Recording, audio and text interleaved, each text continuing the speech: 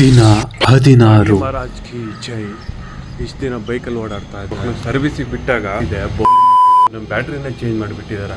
Date ಆಗೋಗ್ಬಿಟ್ಟಿದೆ. ನನ್ನ ಕೈಯಲ್ಲಿ ಈ ಬಸ್ಸಲ್ಲಿ ಹೋಗೋ ಥರ ಆಗಿದೆ. ಸಖತ್ ಬೇಜಾರಾಗ್ತಾ. ಕಸ ಎಸಿದರ ಕಸ, ಅದರಲ್ಲೂ ನಾನೊಬ್ಬ.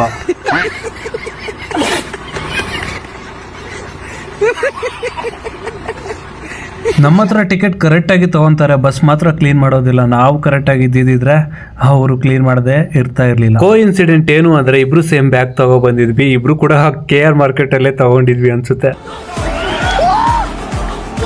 ನಾನು ಆಫೀಸ್ ಹತ್ರ ಹೋದ್ರೆ ಅದು ನನ್ನನ್ನು ಆಫೀಸಲ್ಲಿ ವರ್ಕ್ ಎಲ್ಲ ಮುಗಿಸ್ಬಿಟ್ಟು ಒಂದು ಕುಷ್ಕ ಮತ್ತೆ ಒಂದು ಕಬಾಬು ಮತ್ತೆ ಒಂದು 7up ಆರ್ಡರ್ ಮಾಡಿಬಿಟ್ಟು ತಟ್ಟೆಯಲ್ಲಿ ಚೂರು ಇಲ್ದಂಗೆ ಎಲ್ಲ ಖಾಲಿ ಮಾಡಿಬಿಟ್ಟು ಆಮೇಲೆ ಊಟ ಮಾಡ್ತಿರ್ಬೇಕಾದ್ರೆ ಏನಾದರೂ ತಿಂತಿರ್ಬೇಕಾದ್ರೆ ನನಗೆ ಈ ತರ ವಿಡಿಯೋಸ್ ಬಂದ್ಬಿಡುತ್ತಪ್ಪ.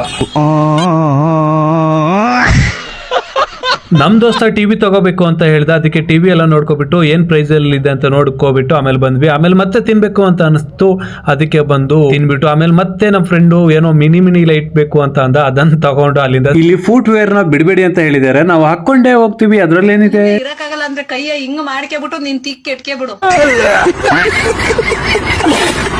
ನನ್ನ ಬೈಕ್ ಬ್ಯಾಟ್ರಿ ಡೆಡ್ ಆಗಿರೋದಕ್ಕೆ ಬಸ್ಸಲ್ಲಿ ಬಂದೆ. ಆಮೇಲೆ ಮಳೆ ಬರ್ತಾ ಇತ್ತು. ಈ ಮಳೆಯಲ್ಲಿ 1 ಕಿಲೋಮೀಟರ್ ನಡ್ಕೊಂಡು ಬಂದೆ. ಬಾಯ್ ಮತ್ತೊಂದು ವಿಡಿಯೋದಲ್ಲಿ ಸಿಗೋಣ.